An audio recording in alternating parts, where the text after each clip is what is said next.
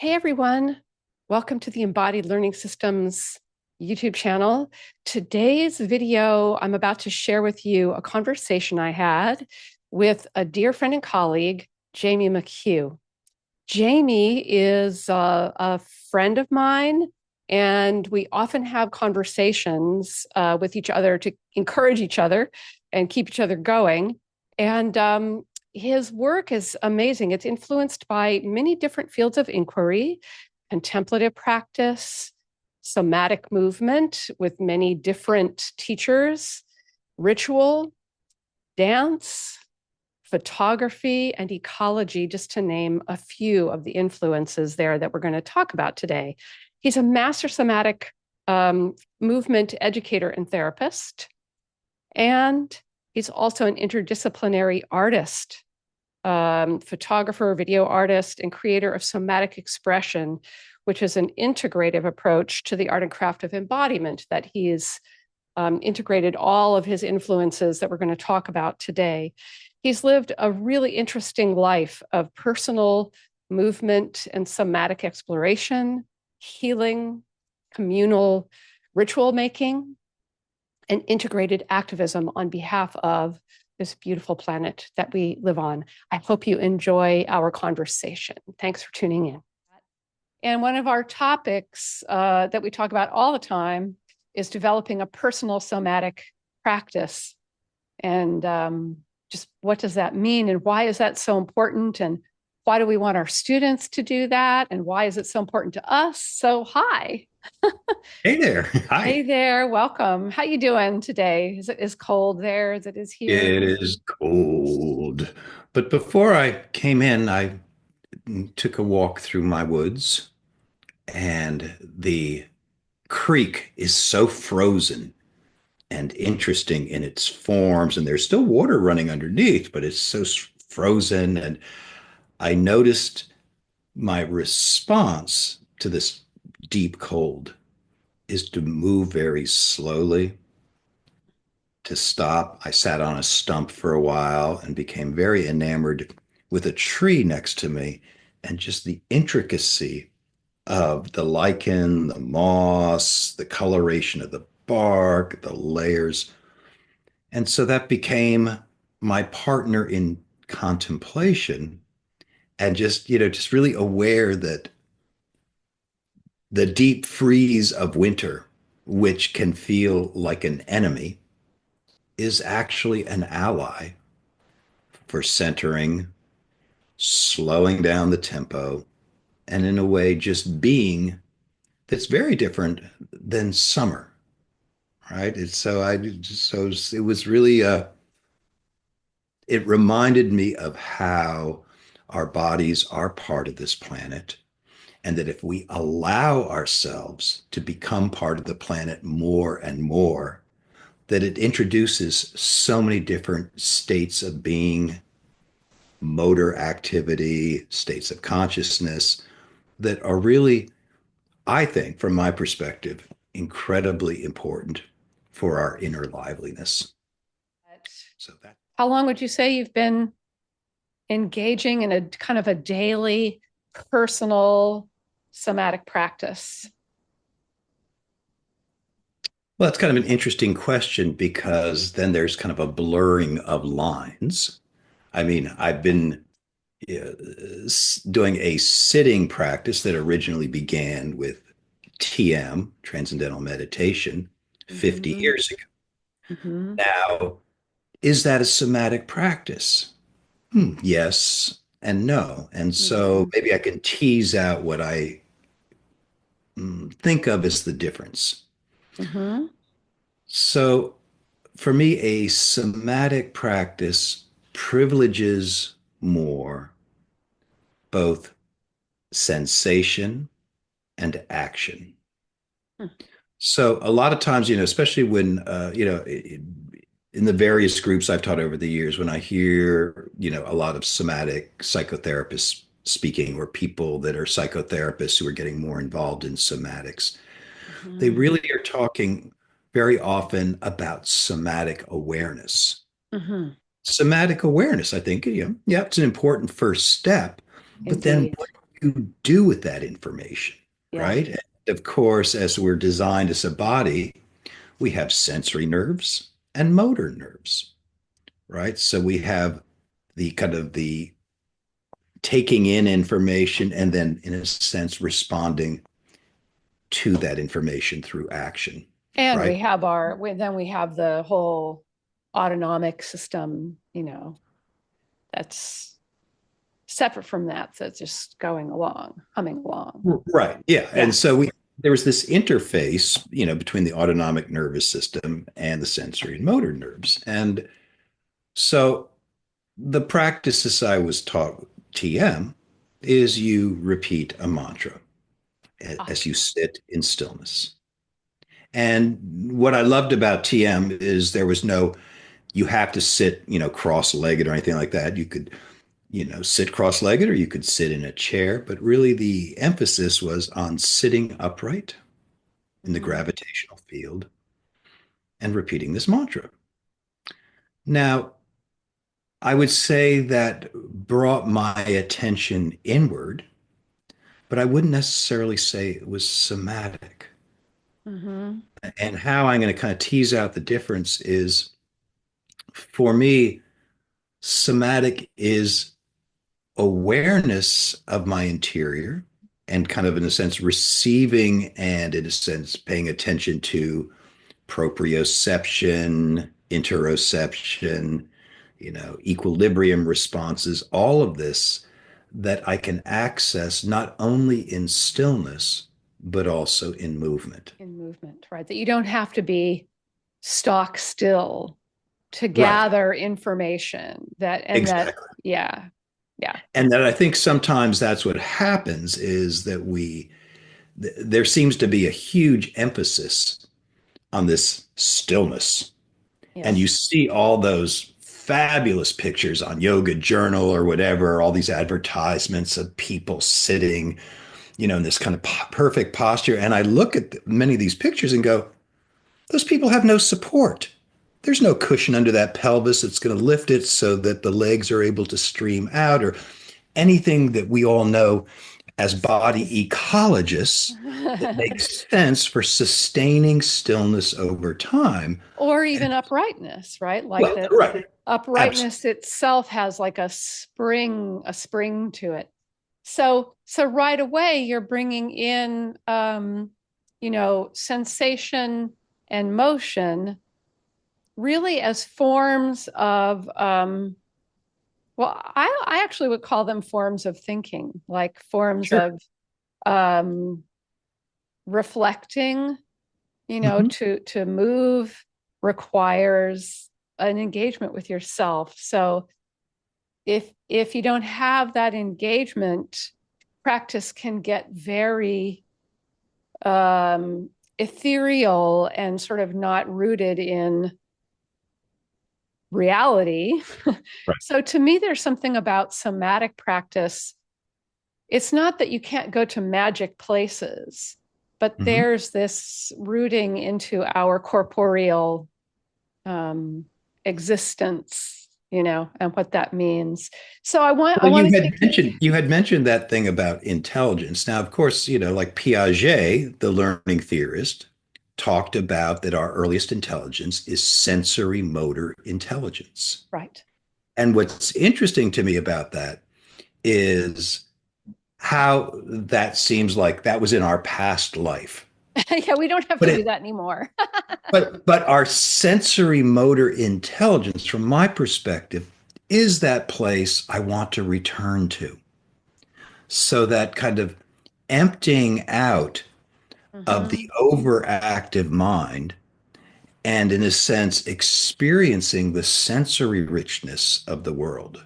And so for me, somatic practice, being able to draw inwards and fine tune my whole ecosystem to make it more acutely aware of sensation, sound, vision, all of these things, so that when I go out into the world, oh my goodness, right? You can see these images behind me. These are my photographic images that I've kind of created a stream, and it's in that stream that kind of represents this is the richness I perceive in the outer world. I'm having an aesthetic experience every time I go out in the world if I remember my breath, my structure, the mobility of my creaturely self to absorb that sensory information and respond to it. Yeah. And so, because I think that very often, yes, we all know a lot of somatic work happens in studios, happens in rooms, right? From my perspective, cut off from what I think of as reality. Right. The soma, the larger Yeah. soma. Yeah. So, So this is a really great beginning to let people know what you mean by practice, what we mean by practice, mhm. and a little bit about what the word somatic means, because we're, somatic professionals, this is like our job title. And to sort of claim that as a job title and to say that this is an important thing, um, part of the reason I wanted to talk about practice is that the benefits we get from it are like amazing, Mhm.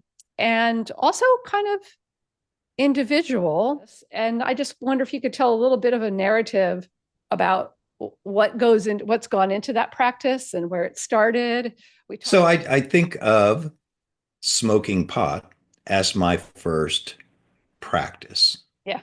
Or I could even go further back, but think of my first practice was being an altar boy. Right.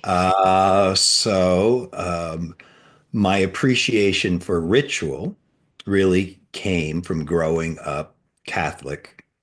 And of course, the church was a safe space. It was quiet. It was out of the turmoil of the rough and tough playground or anything. It was just a place where, it held me. And not only did it hold me, but the ceremony, particularly like Good Friday, my favorite, with the heavy music and the incense and the vestments and the stripping of the altar and the stations of the cross. And what's interesting is even though I, at a certain point rejected Catholicism, it did instill in me a sense of the importance of ritual as a container for humanity over time.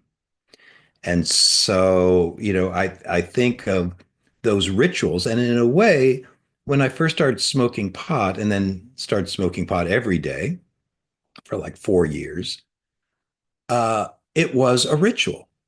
Whether I'm smoking by myself or smoking with others, you know, since it was illegal, we had to find a place out of sight, right? So it might be inside a grove of woods.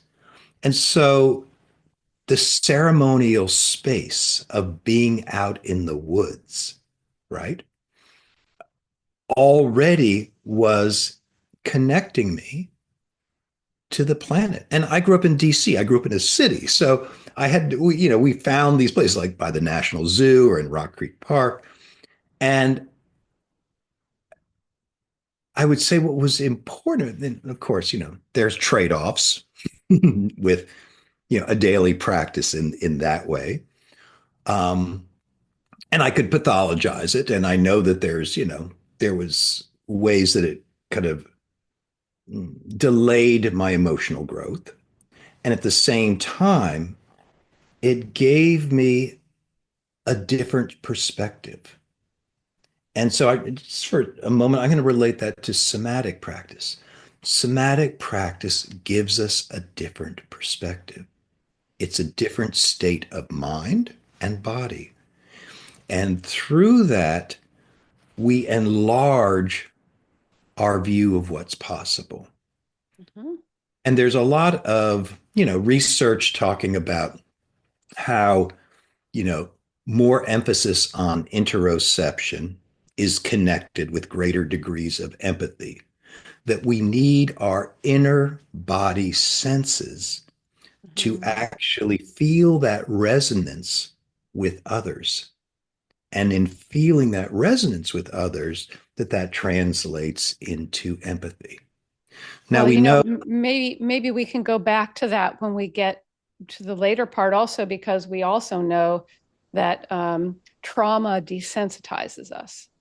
sure, of So course. if we're experiencing a lot of trauma without a restorative a practice that is only for that purpose, like a Hmm. special, to me, practice is also a special time. Like I work with a lot of people who are performers and dancers and stuff like that. And people want to work on improving their skill. Right. But To to become more me, proficient. yeah, Absolutely. and that's important. That's a kind of a practice. But Right. there's a more foundational practice of what is the body that is doing the skill? Who is the person? And Sure. could we make an even more fundamental practice time for just investigating how this works? Just I know the context of the use of somatics to become more proficient in our career, in our, movement brilliance. The context for that is, of course, how we are conditioned to achieve. So just to do something for its own sake, or just to do something as a way of proactive kindness to ourselves, is not really part of that larger model. And in fact, I remember I was guest teaching in the university dance department. And, I was working with these students, and the professor was there. And I made some comment about, well, yeah, if you're injured, don't perform that night because your body is more important than your career. And I could tell that was, you know, I just watched her reaction and I realized it's like, wow, the institution of dance is continuing in many respects what I consider the war against the body, which is interesting because we think of dance being the elevation of the body, but there is the way that dance is in culture, right, is shaped by the goals of culture and kind of like professional athletes and this, that, the other thing, that you're basically sacrificing your body for an end result. well, even professional athletes are now Yeah. challenging that. It's been wonderful to see that happen at that level. Somebody Hmm. being willing to really lead the way, and say, no, I'm not well. Right. Right. So let's go back to you and Okay. the story. The So, story. yeah, So, so who are some of the people? wait a minute. I wanted to get back to smoking pot. Oh, yeah, all right. Well, because you had brought that up, and I thought, okay, I want to follow the I thread. only did it for 2 years. I have all respect for your 4 years. That's great. But, it's, at a certain point, and I'd say this is true with a lot of practices, not just, things we consider negative, but a lot of practice, you get to kind of a certain point, it's like, okay, I'm kind of done here. And it was when I went away to college, and which was funny because everybody, on my floor was just starting to smoke pot. And I was like, no, I'm kind of done with this. And at the time, I was taking a class about the science of consciousness, which was all about transcendental meditation. Um, and so I'd been interested in meditation and had known about it. And I thought, oh, I think this is what I want to do. I think this is going to be how I'm going to move from pot to something new. And one of the requirements for TM is, no substance use for 2 weeks Yeah, before your initiation. And so I right. did that. And I was aware of the clarity of my consciousness. It was a different feeling. And for me, even in saying this, I'm really aware that that is one of the signature aspects of somatic intelligence. Knowing, feeling the feeling of what's happening. Mm-hmm. Right. So I was aware of that change. So it alerted me to, oh, this is something I want to follow. Mm-hmm. And I think that sensory cue, I would say underlies all of our work. Mm-hmm. How are we supporting more comfort and ease, fluidity, power in the human body? And And and if you hadn't smoked pot for a couple of years, you wouldn't have been as curious about this clarity. And then that piques your interest. So right. practice for me is a place where I get to do what I'm interested in, where I need to go, not anybody else.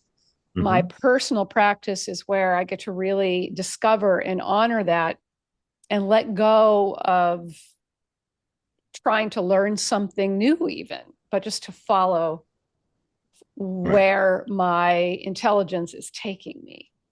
So And I then could what have happened? and I could have stayed with the path of TM, but then after a certain time, it was like, okay, this is cool, but what else is there?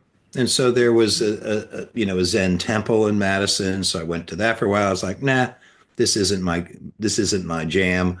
But of course, loved the Zen aesthetic, but I'm not interested in the practice. And then some The years later, ceilings aren't as high as the Catholic Church, right? In a Zendo, you don't have that like whoosh. well, it wasn't really that. It was well, I don't. First of all, I realized for myself, I like my eyes closed in practice. I don't Mm-hmm. want I don't want that. And then, this was like a very traditional practice where the guy would come around with the stick to, if Oh, you yeah. wanted to kind of wake you. Yeah, it's like, yeah, nah, not my jam. This is a different culture. This is a different thing. So in the meantime, so I'm continuing practice, my morning practice. And then when I started dancing, and began to experience my body from a different perspective, right? I mean, outside of that, I like to bicycle. I had ridden like a third of the way across the country, in my early 20s and, doing all these things for my body, but let's say with a kind of a utilitarian goal. I'm going somewhere. I still feel good and I can experience that, but it's a utilitarian goal. But when I discovered dance improvisation, that I am moving for the sake of moving and discovering what is possible. And what is possible when I give myself that permission to uncover different shapes, different qualities of movement, different relationships with people. So that opened up a whole new arena. And I would say that was the doorway. And there's a lot I could say about the pathway along there, teaching creative dance in public schools with kids for 8 years, all around the state of Wisconsin, being an artist in residence, Yeah. you And I know, do want to name the root of that dance department you were in. How do you pronounce her name? Margaret H. Dubler? Mark Margaret Dobler. Dobler. Yeah, it Okay. was like kind of created one of the first dance departments The in first. the first dance department in America and integrated dance into education. So it was dance as a practice, not necessarily to support performance, although it could, but as a Mhm. practice that then got, and this was in the teens and the 20s and the 30s when she was in, 1926. yeah, 1926 is when she started the department. Yeah. yeah, that was people were doing this in universities and colleges. And, Right. it was a thing that uh, they saw could help them think differently in those Right. days. Like there was actually interest, is what I'm saying. Well, there's a much longer conversation about that and where the twain split. Yes, Due yes. to the, And yeah, I but don't that mean to distract you, but a lot of the audience Right. they're going to know about that stuff. But a lot of people don't even know about her. So I'll put a link, Yeah. yeah, in my She's blog an post. important person to know about. And I think it's, one of my formative teachers, Anna Halprin, was Mm-hmm. probably Margaret H'Doubler's, most well-known student. Okay, so there's a link between Anna and And, Margaret. Okay. right. I didn't know if there was. Oh yeah. And I'll also send you the link to my little interview with Anna talking about her experience of Margaret H'Doubler, which is really a Oh, wonderful story because uh, it totally changed her trajectory as a dancer yeah. to work with Margaret H'Doubler. And And she was an amazingly brilliant choreographer, but she had like these two different parts of her work that were both so rich and so full. right. And it was Yeah. really that paying attention to the origins of movement. She talks in this video about crawling and how much complexity is going on in crawling. And so Margaret H'Doubler, uh, as Anna said, was really a somatic teacher because Interesting. she was really inviting the students to not only move, but to understand what they were doing. And I think that cognitive understanding is important to really ground our subjective experience with objective principles of movement. Now, so that department kind of set me on that trajectory, doing creative dance with kids in schools because I realized right away I couldn't teach them movement. They were movement. So all I had to do was really use at the time. My teacher of dance there was used to be in the Nikolai company. So she was using a lot of that Nikolai Lewis kind of composition skills and improv concepts of space, time, and force. And meanwhile, I was also introduced to the work of Barbara Metler, who I think is one of the most incredibly, kind of unacknowledged teachers of creative dance. I mean, her materials of dance as a creative art activity was a Bible for me in terms of all of the different activities and it was just like this is great. This was the language of dance. Do you still refer to that in your teaching today? I don't, primarily because I'm not doing that kind of work. Uh-huh. So, Mm-hmm. uh, but for anybody who's starting to, who wants to work with kids or to work in creative dance, the Metler work continues. There are teachers of it, but I do refer students who are interested in that to Mm-hmm. that because it's so foundational. Mm. Um, so over time, meanwhile, coming back to the meditation realm, I discovered once I moved to California and had started working with Anna, and then, of course, coming to California opened the world of somatics. Bonnie Bainbridge Cohen and Emilie Conrad were the kind of the two main teachers that, I was exposed to by coming to California and working with Anna. Um, and around that time, I discovered Vipassana practice. And through Vipassana practice, Spirit Rock hosted Thich Nhat Hahn in 1991. And what was for me so stunning about him is I realized he is a somatic teacher because his somatic practice is pay attention to your breath. Mm-hmm. And, there was this clarity of his mindfulness of his breath. And his second one was smile into life. And the two of them, mindfulness of the breath and then the smiling into life, it's like, oh, those are somatic practices. Because we all know when we smile, there's a mood change. Mhm. In fact, I always like to I'm say having if a you, hard time not smiling because everything that you're talking about makes me so happy. And I'm just like, smile. and I He always, also talked about the pause, didn't he? what's I that? mean, Thich Nhat Hahn, I've only seen Dharma talks and recordings, but it seemed that in his communities, like in Plum Village, there's a lot of like pausing. Oh, sure. Even So, if you're in meditation, you pause in the middle of the meditation. Like there's a bell that rings every 15 minutes or every 10. And I thought that was so brilliant. Like, when you're in the middle of a meditation sometimes and you're like, what am I doing? I need to stop doing this. You know what I mean?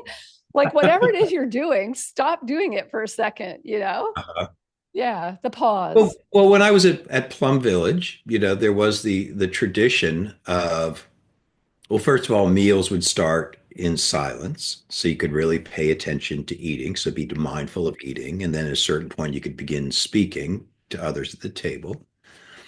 And when the clock would ring a bell, like so, it was every 15 minutes. So the clock on the wall all of a sudden would chime, and when it did, Yeah, that meant whatever you were doing, you just stopped, take 3 breaths, and then begin again. So it was like three that's what mindful I breaths. saw. I love that so Yeah. much. And it's funny because, as we're saying that now, I had forgotten, because this was when I was there, this was 1997. I'd forgotten that that was like the beginning of the seed in my thinking for what I call the power of three. So years later, I started introducing it in my classes. As you're moving, through the forest, every now and then, if something catches your attention, just stop, give all your attention to whatever you're perceiving for 3 breath cycles, and then move on. Or you might want to linger longer, but at least take those 3 breaths to pause. That's just enough inner time to kind of drop into presence. Mm. Now, for me, that's such a radically simple idea. And at the same time, it takes time to make that a practice. So I'd like to differentiate between what I would call mini practices and, you know, kind of ordinary practice. Many, and I think Thich Nhat Hanh really introduced me to this idea. He used to say, you know, I don't know why these people all spend hours meditating. It's like, why? You can be mindful while washing the dishes, while gardening. Bring your meditation into life. And that really spoke to me on the level of that blending of worlds instead of Mhm. formal meditation, and then I'm back in my life. And Mhm. yet realizing there's a gray zone between the two, and it's in that gray zone that then I like to call them, mini practices, Mhm. like stopping, breathing for 3 rest cycles, and carrying on. Mhm. And doing that over time, in kind of a meta view, doing that over time, it does become established in our body mind to do that. To Like be at able first, to, we really have to remind ourselves to do yeah. it, to make the habit get established. But once it's entrenched in our system, it can just easily happen spontaneously. Mhm. And I think that's the importance of formal practice as a way that we focus on something and really get it established in our being, in our ecosystem. Mhm. And then it just happens. And it's the just happens that I think is the reward from that time spent in practice. You want to look at it that way, That's right? right. It feels sort of like I didn't make anything happen, but you did stop, or you did you did access some of that skill that you built. It's just that it doesn't feel like much effort because you've been practicing and hopefully enjoying your practice, you know? I, So, I think so that's essential. And just to yeah. say that, of course, I always like to think of the metaphor of the musician who is practicing every day their instrument, and they're just dutifully do their scales or practice a piece. But then in the moment of performance, all of that's left behind. Then you can just be in the glow of that flow and just let it happen. And that metaphor for me kind of rings true in life. Dedicated practice creates a foundation, a skill, an inner skill base, so that then we're out in the world. It is happening. It is informing us. It Mm-hmm. is helping me pause at times and just be in the world and then see what captures my curiosity. Because the world is a rich and wondrous place. And I know that your work with Emilie Conrad and Anna Halprin in particular really, was a way of taking somatic practice and really taking it out into the environment. Mhm. Um, so maybe you can talk a little bit about those influences in your practice and Lorin Smith as well, and just let people know some of those other elements that have become a part of your work. Mhm. Well, to start with, Anna was working outside in the environment. Most of our somatic experiences are within the confines of a studio. And, we went to Sea Ranch for the first month of our training on the Sonoma coast, and was outside on the beach each day, working in the environment, playing in the environment, exploring the elements. But it was the recontextualization of what it means to both dance and to sense and feel the environment added a very different dimension. And of course, with that rich input of the repetition of the sound of the waves, the open space, just the sensual nature of warm sand and moving in sand. I mean, think of all those times as a dancer, you've been on a hardwood floor moving around. It's just, and the difference between that and warm sand. And it was the sensuality of that experience that, in a sense, brought to my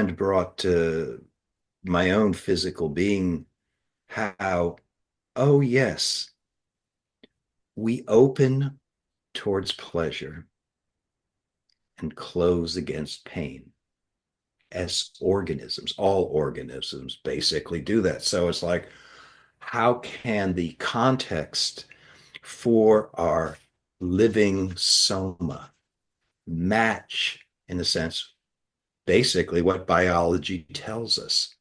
So that kind of started that. And, I would say Anna was very young, just kind of in her temperament and just, like kind of getting stuff out there and even though Emilie Conrad was very young, the work of Continuum to me felt like it was an antidote or a balancing out of that hardcore fire she had, which Mm-hmm. was, very More entrancing. watery, right? When I don't know much about Emilie's work, but I know when I've done workshops that there's vibration and a fluidity, being in touch with the fluid in your body Right. and the fluid nature of your body, which is like behind you right now, thankful,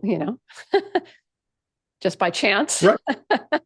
And that was really, the kind of, her whole thing about Eros and tapping into that Mm. and really understanding ourselves as part of the fluid world. And so that work with micro movements and particularly with breath and sound as forms of movement were really interesting to me because Mm, it was the repetition of a certain sound vibration that all of a sudden would begin to slowly transform and shape. And so it was a through line, and yet the repetition of the sound as a breath practice was mm, already changing the frequency of the brain and the body. So, and I always think of, when we think of singing and getting sound out, it's very different than what I took away from her is this idea of directing sound inwards in.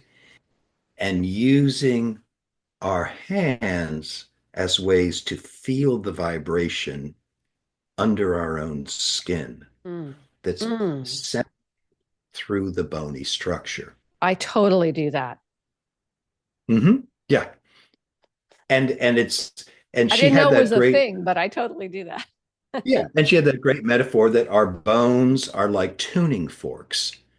And so I kind of love that. And of course, if you're doing a deep sound or a higher pitch sound, it's going to create different rivulets of water, of sensation. So for me, that was really important, kind of the pairing of those two, that kind of more out into space and exploring and, socially conscious work of Anna with the more kind of intrinsic movement and the raising breath as a primary ingredient of movement, like really putting it in the spotlight. Yeah. And so in between those two, then there is Bonnie and body mind centering. And I would say if I was to summarize how I perceive body mind centering, it's that each system of the body has a particular movement quality Hmm. and a unique state of consciousness. Right. And so, for example, just as a very easy example, so the indirect, sustained quality of movement is like the cerebrospinal fluid. It's the mind of cerebrospinal fluid, Mm, which is very different than the mind of muscle, right? And power.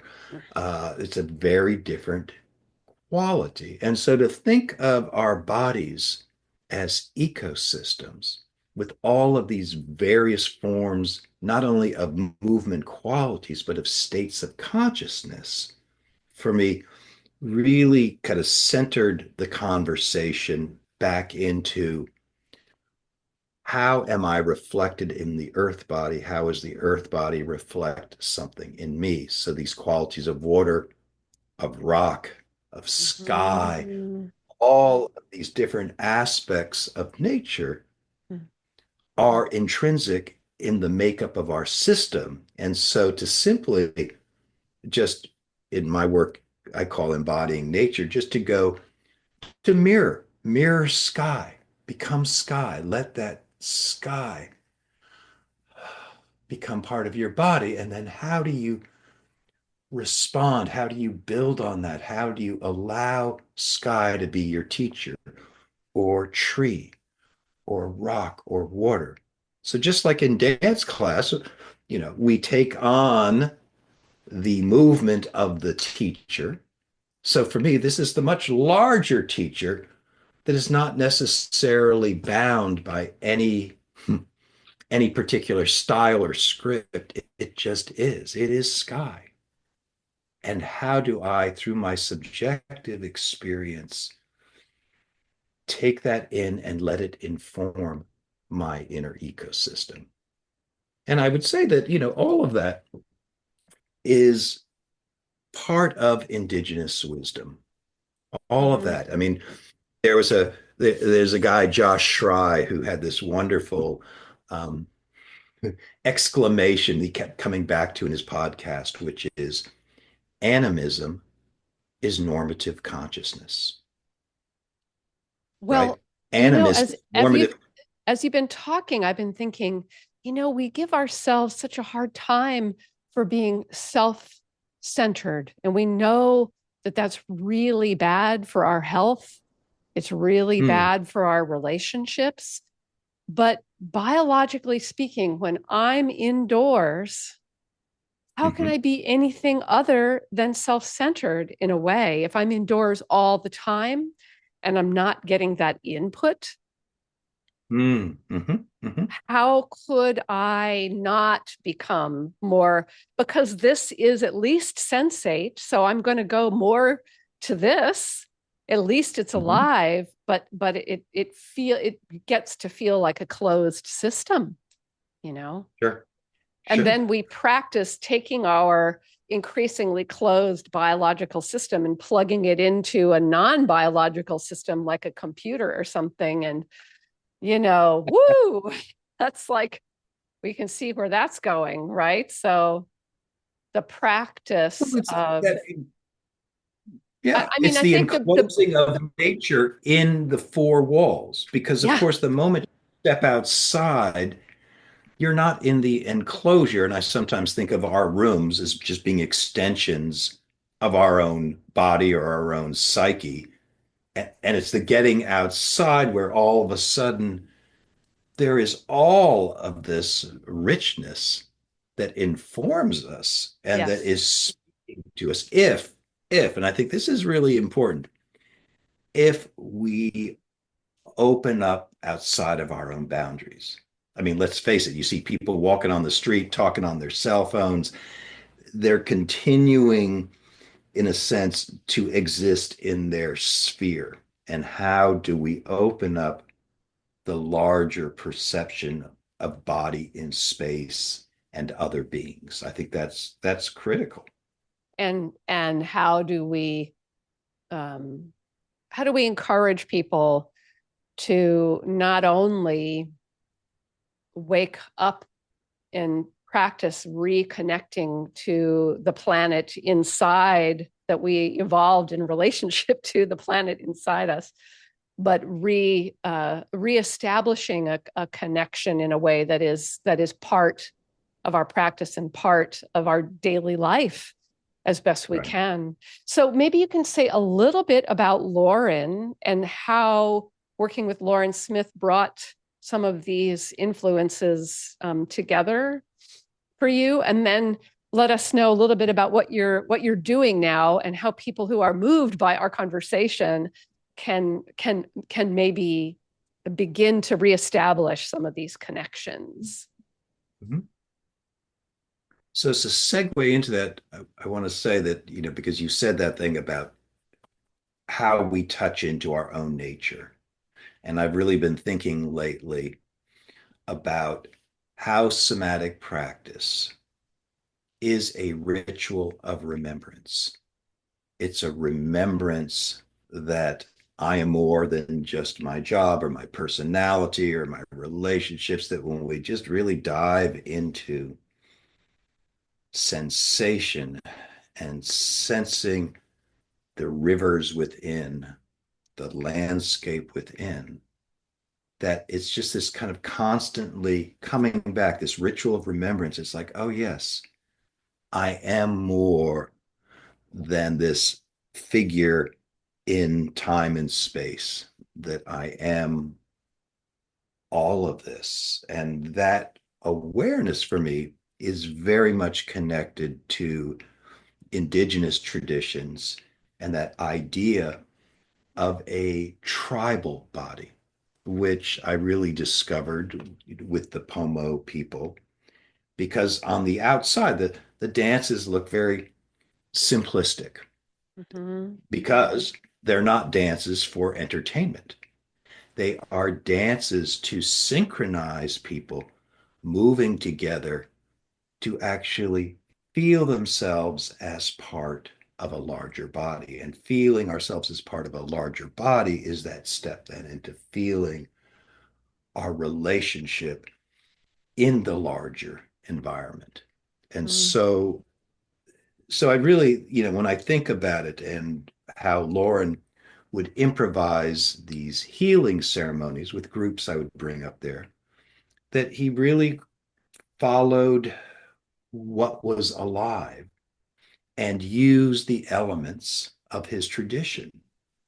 The fire, which is symbolizes Wea, the good energy, and how you always go back to the fire. You take from the fire, bring it to yourself, put your hands on somebody else to exchange good energy. So Ah, hands on. and The this is song, Pomo is Northern California. Yeah. yeah. The Pomo So the people are, yeah. Just so so the people know. okay, right, a little Keep going, context. but keep going though. So the chanted songs, this the basic song that you would just sing and then take a pause and then sing again, and then just the simple dance around the fire. So that the movement, the breath, the song, the stillness, the contact, the hands. I realized this has been folk medicine for millennia. And just this Mm, idea that animism is normative consciousness. When you think about the thousands and thousands of years that humanity has existed on the planet, and these mm. very formalized religions or even spiritual practices are not really that old. 2,000 years old, 3,000 years old. When Yeah, you look, comparatively speaking.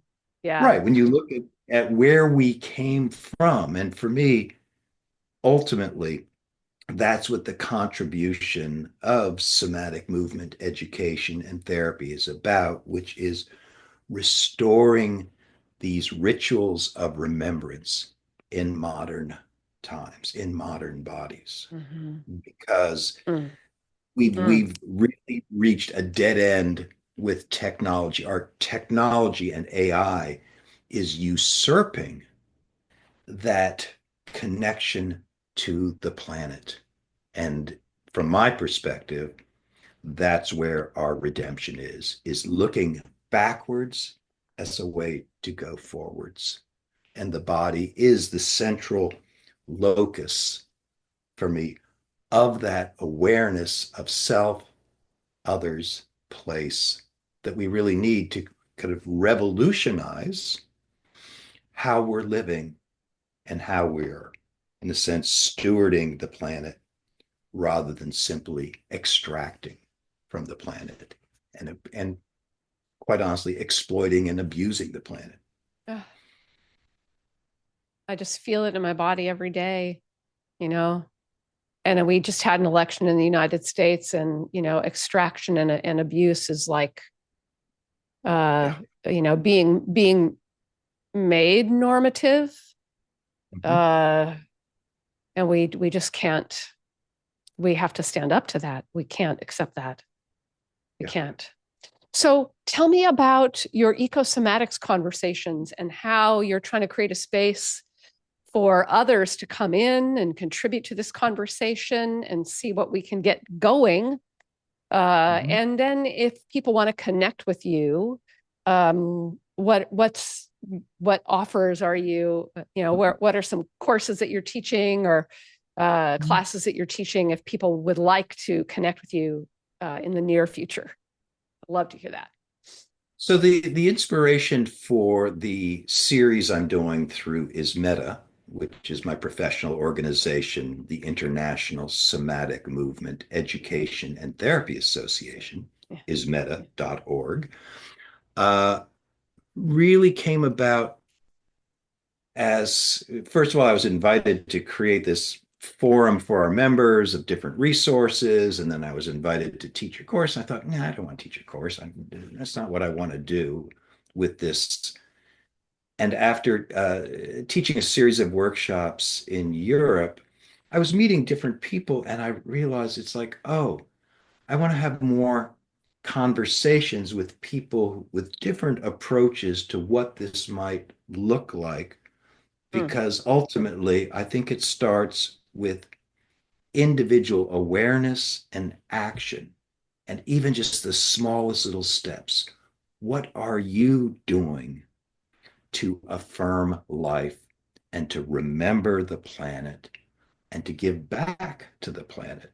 Whether it's as simple as composting or, growing pollinators, or that it starts with just the awareness and kind of reestablishing reverence for the planet through action. And because we're movement people, Yeah. we are action oriented, and it's important to be action oriented, particularly in Yeah. ways that joy, Well, right? I'm an urban Particularly, person, and I can say right now, picking up trash is my ritual. You know, yeah, every right. time I go out for a walk, I'm always gathering and putting it in the trash, gathering and putting it in the trash. And it's those practices of remembrance and action that I think are so important because it's so easy to feel like this is all so huge and just to be overwhelmed by information. It's like take one step at a time.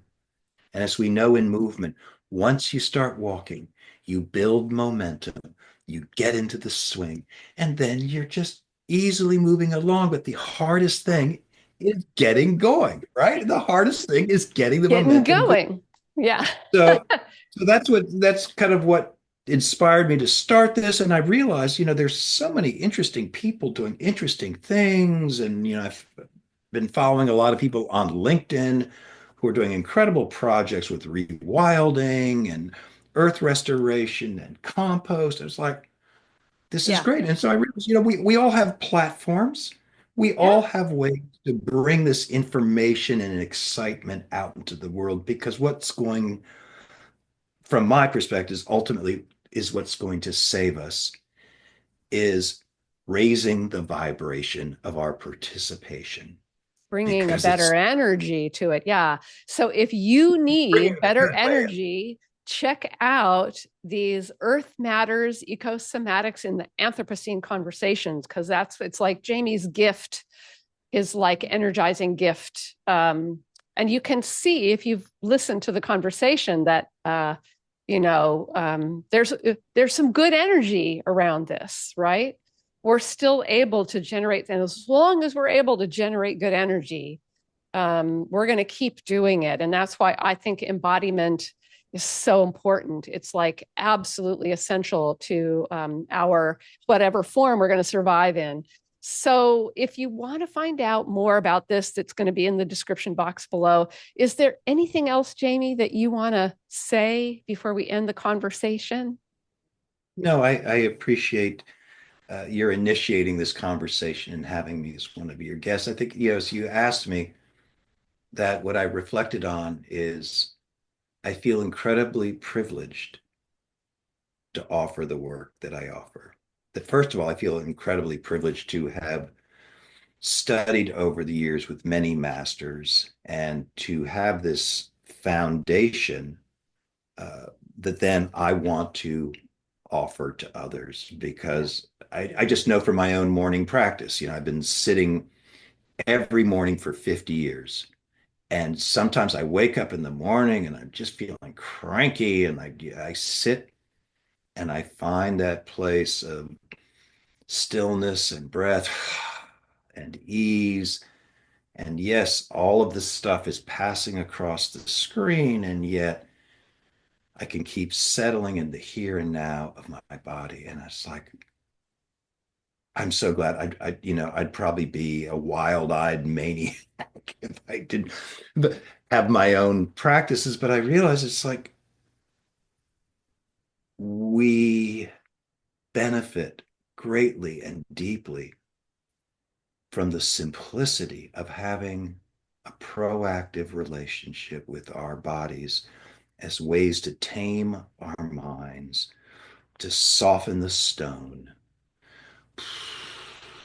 to remember ourselves as part of creation. And so, really, that's what I am privileged to have kind of taken in and feel privileged to then offer out. And so, please come and join me. The practices I offer are very simple, regenerating, rich, because everybody brings their own body of experience to the table. And for me, that's what's really beautiful. We're all different, unique ecosystems, and that we can come together and find our way together.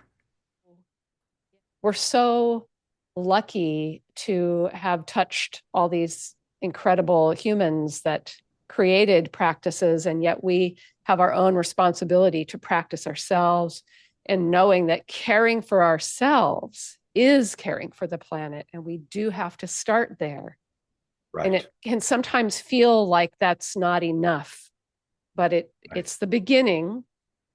And Hmm. if you want to, you know, And it connect, does stop there, which I think is important. it It doesn't. can't, because That's once you go in, it's like, whoa, wait a minute, what's happening? There's magic. right. Well, it's that thing you were talking before about being self-centered. Yes, practice does begin with being self-centered, Self-centered. but that's not an end point. That's just the beginning. Me. And And I do want to end with a simple little quote because I think this wraps it all up. It's from the great scientist Elia Prigione, and I'm probably mispronouncing his name, but Emilie used to quote him a lot. mm, But this for me is the point of hope. When a system is far from equilibrium, small islands of coherence in a sea of chaos have the capacity to shift the entire system to a higher order. And I think our somatic sanghas, our areas of practice, whatever they are, these islands of coherence, this coherence in ourselves and in the spaces we generate with each other in practice, it does, particularly now since we truly are in a sea of chaos. Let's face it, it's unbelievable how to keep reminding ourselves not to be overwhelmed by the tide, but to really find those islands of coherence. So thank you, Claire. May we all become more and more coherent as we wiggle our way through all of this.